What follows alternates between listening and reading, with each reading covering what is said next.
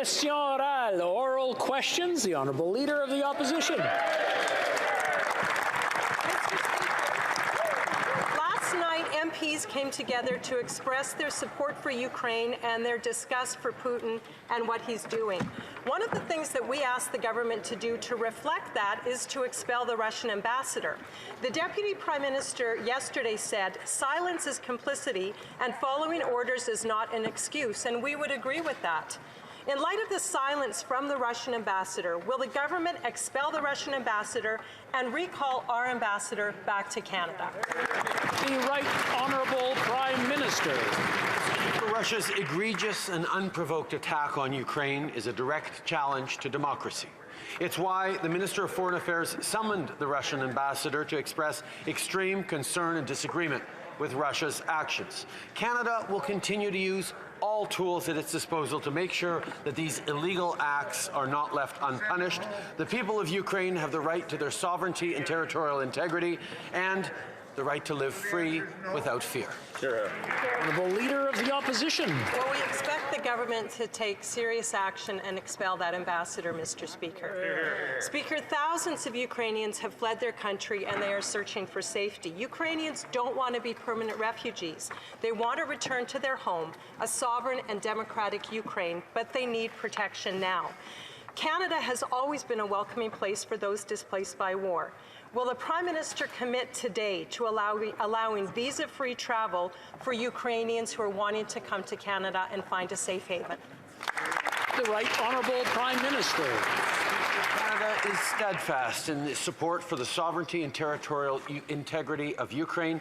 We have been priority processing applications from Ukraine and bolstering operational capacity in the region, which has allowed us to approve more applications from Ukrainian nationals. In addition to establishing a dedicated service channel for Ukraine, inquiries regarding Ukraine are prioritized, and we're continuing to work on more measures as the situation unfolds that will ensure that Ukrainians can flee to safety.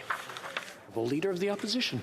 Well, it's a little hard getting a direct answer from the Prime Minister today. Let's try another question. Safety, security, sovereignty, those must be all top priorities for any government, and it should be Canada's priority, especially now. The longer Canadian oil, gas, and LNG stay in the ground, the bigger Putin's wallet gets. And the more countries like Ukraine and others will continue to be hurt and threatened by Russian aggression. More than ever, the world needs Canadian energy. So I'm going to ask the Prime Minister, will he commit today to changing his political direction, and will he begin to support the extraction and exportation of Canadian oil, gas, and LNG? Honourable Prime Minister. Mr. Speaker, as a government, we have been there for Alberta and Saskatchewan and Newfoundland and Labrador and their energy sectors. We actually are moving forward with the Trans Mountain Pipeline expansion, which the Conservatives couldn't get approved and couldn't get built. We're going to continue to work to ensure that we are supporting workers in the energy industry, even as we ensure that we're moving forward in ways that reduce carbon from our atmosphere and create a better future with good jobs for everyone. Canada has a significant role to play in the world. We will continue to play it with Europe and with other allies as well. Honourable Leader of the Opposition. When the Prime Minister invoked the Emergencies Act on February 14th, Conservatives and others said it clearly didn't meet the legal threshold. Legal tools were already available to move the trucks from Ottawa. The Prime Minister moved ahead to invoke the Act and even attached confidence to the vote. Less than 48 hours after that vote, he revoked it, which proved he used the Emergencies Act for his own political gain. Isn't it true the Prime Minister used a legislative sledgehammer on our country for his own political advantage? The Right Honourable Prime Minister. The Emergencies Act enabled local authorities to end the illegal blockades. We've heard from the Commissioner of the RCMP, police chiefs, experts, and political leadership that it was essential to the police response and that it offered precision and clarity as they did their important work. But even after all this has ended, Conservative MPs still can't pick a lane. Canadians want to know, do they stand with blockaders or do they stand with Canadian communities?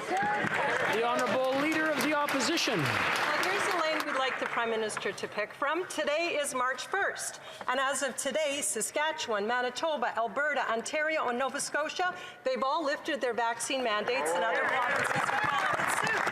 Why? Because it's safe to do so, and they care about mental health and their economies. Here at the federal level, we have a Liberal government that is dragging their knuckles because they become so backwards and regressive in their thinking when it comes to the need for restrictions. When will the Liberals come out of the dark ages and see that vaccine mandates are so yesterday? When are they going to remove the federal mandates? The Right Honourable Prime Minister. Speaker, on this side of the House, we ground our decisions in science.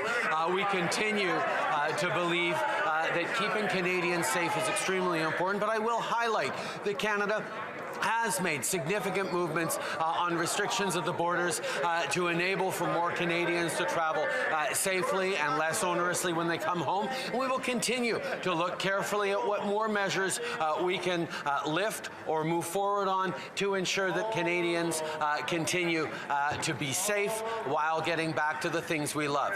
Canadians expect their governments to keep them safe. That's exactly what we're doing. L'honorable